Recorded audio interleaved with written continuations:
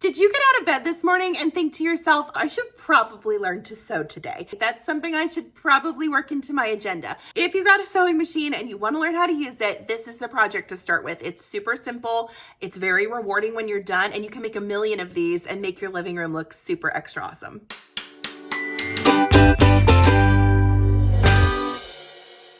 Today we're sewing up an envelope pillowcase. These take very little time, very little skill. You absolutely can conquer this one.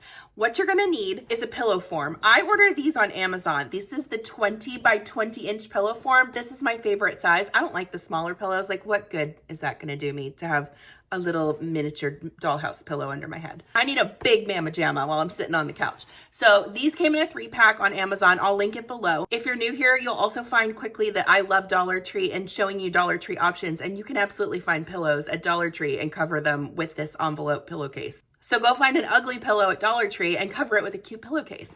The other thing you're gonna need besides the pillow is the fabric that you're gonna put on the pillow. I am gonna use 1 yard of a non-directional quilting cotton. What that means is that everything is going all different ways, and you can turn it pretty much any way and it'll still look fine. An example of a directional print would be like this automobile fabric, where the automobiles are obviously going one direction up and down.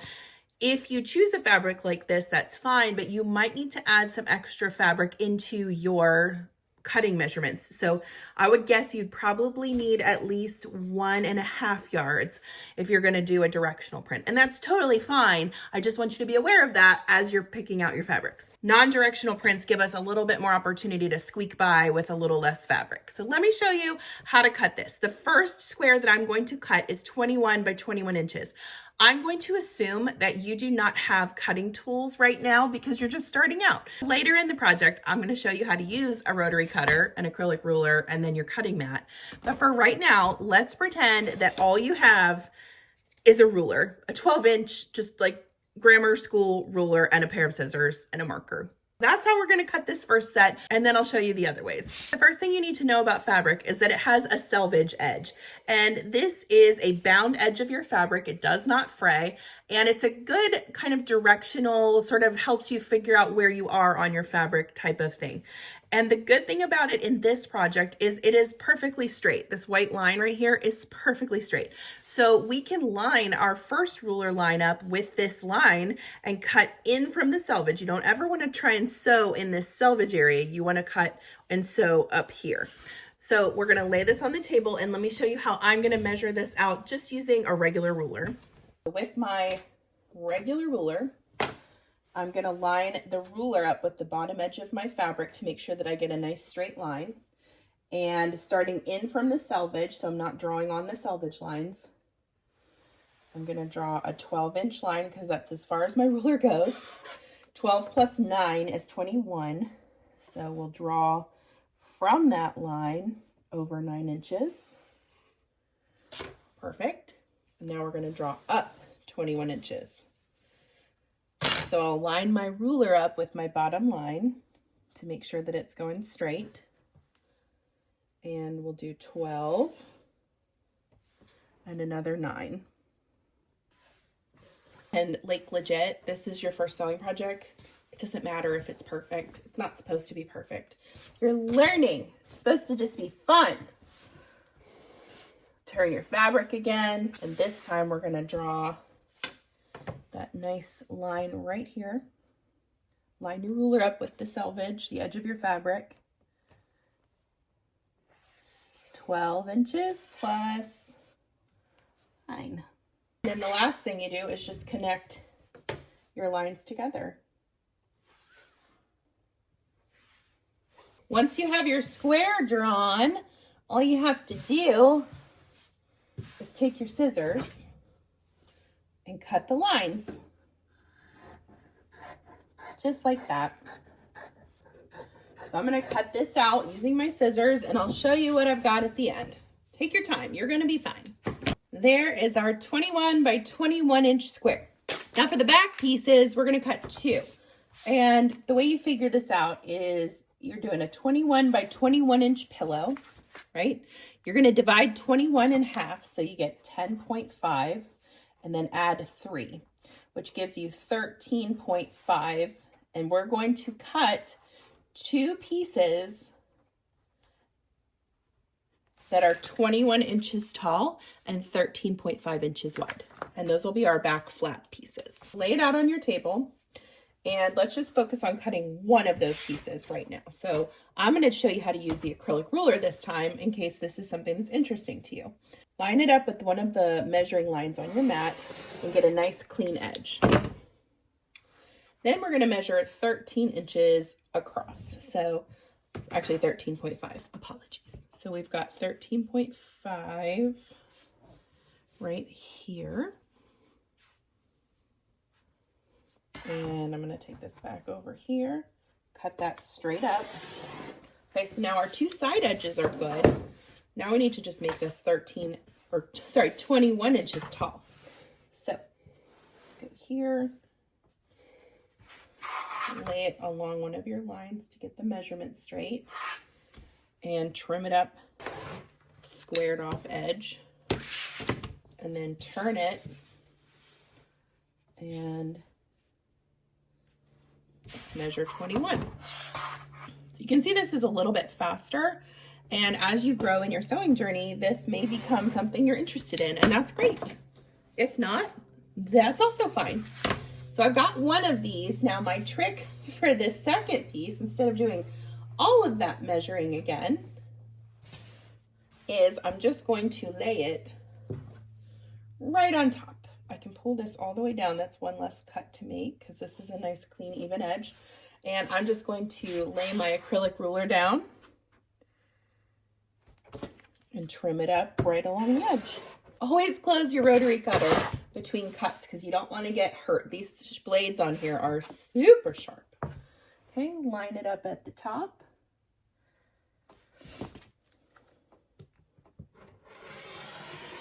Trim that up. Move it over. Okay, save these extra pieces because they're pretty. You can use them for something else. Now we've got 2 back pieces and 1 main piece. Let's get to sewing. When it comes to choosing a thread color, a general rule of thumb you can follow is to try and use a thread that's in the dominance of your color scheme. So right now, this is mostly black. I'm going to use black thread so that along the seams, hopefully, none of my seams will show. But if they do, it's black thread, so it should blend right in. Okay, thread the machine. I am using just a universal 80-12 needle, nothing fancy. I always try and tell you the needle size I'm using though, because I think that's very confusing to new sewists.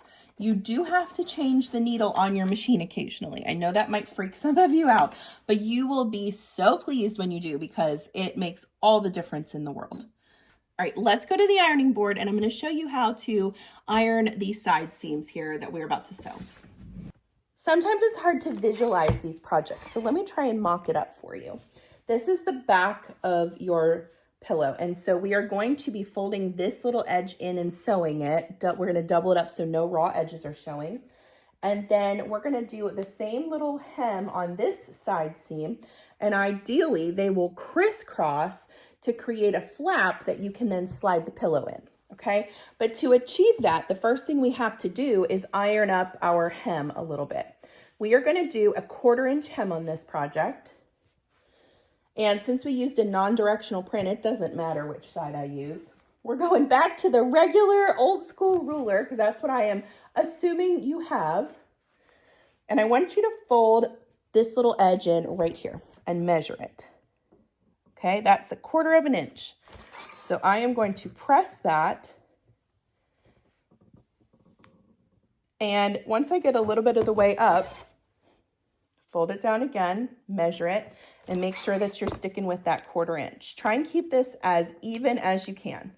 It's important that you respect the measurements and try and keep them uniform across your project. I think that's what causes a lot of new sewists grief is that they don't know to adhere to those exact measurements, and then they wonder down the line why some things are not matching up properly. Well, it's because you did a 1/2 inch here and a 1/4 inch here. It's not duck, duck, goose. You have to stick with the plan. So once you have this pressed up, I want you to roll it over again. You can see now that we're doing another 1/4 inch, and you can measure this with your little ruler, still right at a 1/4 inch. And what we've done is essentially concealed the raw edge of this edge of your fabric. If you didn't know, the whole goal of sewing for the most part is to conceal the raw edges. If you had like a side quest beyond what your like project is, your side quest is to conceal the raw edges. So I'm going to repeat my 1/4 inch seam on this side of my pillow back. And then I'll meet you at the sewing machine and I'll show you how to sew these up. Believe it or not, we're almost done. Sounds crazy, but we are. Let's get this show on the road. So we've got our fabric folded over twice, and we're gonna lay that in the machine under your presser foot. Don't be nervous, you got this. Lay it down so that your needle is gonna land right inside this fold. And that should be at about 1/4 to 3/8 of an inch, depending on how well you ironed your fabric. When you're sewing this, just make sure that you're watching this right here as it flows through your machine. We're gonna start with a back stitch. That locks in your stitches and keeps them from coming out after you've sewn them. And then it's time to go. Just start sewing. Keep your eye right on that line right here to try and get this as even as possible. And just sew the whole way down. I believe in you. Should I sing you a little song about believing in yourself? I don't know any songs, but I'll just make one up. Believe in yourself. You can do anything that you put your mind to. The other thing to remember is it doesn't have to be perfect. Perfect. All right.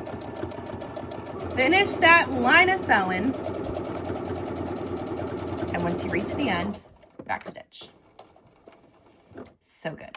Cut your thread. Let's see what we got. Oh, it's just so pretty. Look at those lovely stitches. You should be very proud of yourself. Let's repeat that on this side, okay? Do it again, and I'll meet you back here. Well, now hold the phone. I actually thought of a Believe in Yourself song. When I was in middle school, was in, I think it was Snoopy the musical. And there's a song in that show about believing in yourself. I'm going to sing it for you. If just one person believes in you, deep enough and strong enough, believes in you, hard enough and long enough, I don't remember the rest. You get the picture. Lovely. Let's sew this pillow together. What do you say? Take your main piece and lay it right side, or pretty side is what I like to say, face up.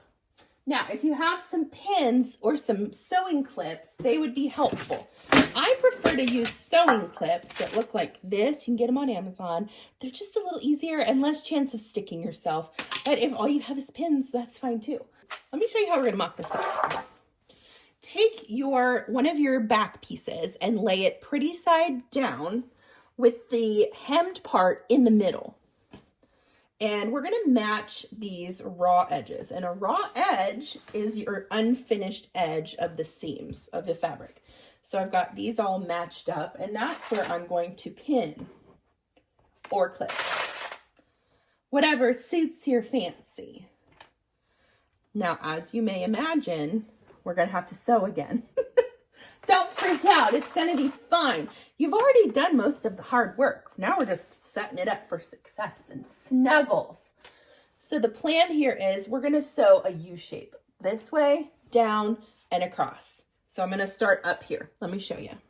Lay it in the machine. And we're going to do, again, about a 3/8 inch, or if you want to do a 1/2 inch seam allowance, that's fine. Let's do 1/2 inch. So for me, a 1/2 inch is where I just line the fabric up with the edge of my presser foot. But you can use your handy dandy ruler that you found in your junk drawer or your son's backpack and measure it out for yourself on your machine. Run it down. And listen, Mario Andretti, you don't have to go 8,000 miles an hour. You can take your time like this until you get comfortable. pedal to the metal, but save it for when you're a little bit more comfortable. Try and stop about 1/2 inch from the edge. Get out your ruler if you want. And then lift your presser foot, leave the needle down, and turn the whole project. And then make sure that you're at 1/2 inch again, and keep going. And that comes with practice. You may not get that right the first time. I didn't get it right the first billion times, and now that I sew every day, it's a little easier to eyeball 1/2 inch and 1/4 inch, but that's okay if that's not you. We all grow at different levels. And you know what? That's what makes the world so special. We're all super different, and we all have things to offer, and I love that about humankind. All right, turn it again. Lower that presser foot. And sew. So now because we did this at 21 inches, we're now removing 1/2 inch on every edge, which will put this at 20 by 20. And if you have a super puffy pillow, that will work. If you have a flat pillow, you could probably, again, do like 20 by 20 when you're starting out. You'll learn it as you go. It sort of comes to you over time. We're making a pillow. So lay this back down. Lay your pretty side down with your seam facing in again, and do exactly what you just did. But now on these parts, you're going to be sewing through extra fabric because you've got a little fabric Sammy going on here. Pin it or clip it, and then sew that U shape again. Come on, let's go. Lay it in the machine. Make sure you're starting with a back stitch on these seams specifically, because as you use this pillowcase, you're going to be kind of pulling at these seams. They're going to go under some duress. So even if you double up your back stitches, that's fine. There's no like police that are going to come and be like, you did more than one back stitch, you're arrested, to the clink. That's not how it works. There's no quilt police. There's nobody in this world that gets to tell you that your sewing is terrible. Not even you, honestly. We don't accept negativity. I want you to be proud of yourself. If you're doing some handwork today and you're using your creativity and your brain and you found yourself smiling a few times during this project, then my work here is done. I want this to be fun, accessible, and budget friendly. And this one really is all of those things. You can find all of these materials at Walmart or Dollar Tree. You don't have to wait for a trip to the craft store. As you approach that final end, crossover, back stitch. Cut your thread. Oh, yes, so good. All right, here's the deal. When you get to this point, if you are brand new to sewing, you can just be done at this current juncture and turn the whole thing right side out. You might want to clip into your corners, like to get rid of some of this extra fabric so that when you turn it right side out, your corners are nice and crispy. It will have raw edges. This square is considered raw edges because you haven't finished them anyway. Is that a problem? Not really, because it's the inside of a pillowcase. If you want to learn how to finish the raw edges, stay with me. If you don't, skip over this step and just move to the next step where we turn it right side out. It really is fine. Again, like I said, there's no police that are going to come and yell at you. You do what you're comfortable with. If this is enough for you today and you just need a success story right now, turn it right side out. If you want to stay with me, I'm going to show you just a quick way to finish these raw edges that's just easy on your sewing machine. We're going to do a zigzag stitch. See this little zigzag here? And the way that I'm going to do this is I want to line the edge of my fabric up with like maybe the 1/4 inch mark on my presser foot. So if the needle and thread go off the fabric and on and off and on, that's fine. It's technically wrapping itself around the edge of your fabric. If you want to move it over a bit more and just do a zigzag stitch where it's just running along inside your fabric and you still have a little bit of a raw edge, that's fine too. I don't know how many times I can tell you that everything's fine. So we're going to start with a back stitch. And for mine, I'm going to try and make the needle fall off the edge of the fabric. Let me show that to you really quick, what that looks like. See how it's like wrapping itself around the edge? That's going to keep this from fraying. Now, before I hit this corner, I am going to trim it. You can do this beforehand if you like. I'm gonna just cut this little section off. That's less fabric that's gonna be in my corner pocket part of my pillowcase. So since I've done that, I'm going to kind of ease my fabric over. Once I get to this little diagonal line, just lift it. Keep going. Lift it. Keep going. Repeat this on all four corners and all four sides, and I'll meet you back here and we'll look at our beautiful pillowcase together. It's all done. Look at that beautiful zigzag stitch. Is it perfect? No. Is it gonna help keep things from fraying? Yeah, which is the point. I think we all need to take a moment and recognize the real star of the show today, which is this Fiskars 12-inch ruler. He's been doing all the work, really. Like he's earned his place today. All right, let's turn this right side out. So reach in to the pillowcase. Just flip it. Just flip it out. Flip it all out. And if you want to poke with your finger into the corner, or if you have something like a chopstick or a point turner, I usually have a knitting needle floating around here somewhere. Oh, there she is. I like to use this knitting needle. Basically, if it's not a sewing tool, I will probably figure out how to make it a sewing tool. But look how good that does it, poking out corners. So now you can kind of see, if you want to iron this, you can. If you're just really excited like I am and you want to stick the pillow in, that's also fine. Grab your pillow. Okay, I'm going to rip these tags off because they irritate me. And we're going to stuff one end into the pocket. Ooh, this is a puffy pillow. And stuff this end in. Careful not to rip your seams. See, this is why I love this though, because if you're indecisive like me and you're constantly want to change things in your house, you don't have to buy any new pillows. You just recover the same one with this different fabrics. Okay, so straighten it out, the back part on the inside. Yas, and then straighten. Oh my goodness! Give it a little shaky shake and a smushy smush. I'm so excited. Look at you and your pillow. I love this so much. I am going to annoy the heck out of my family this year and just start putting sewing related items all over our house until they kick me out.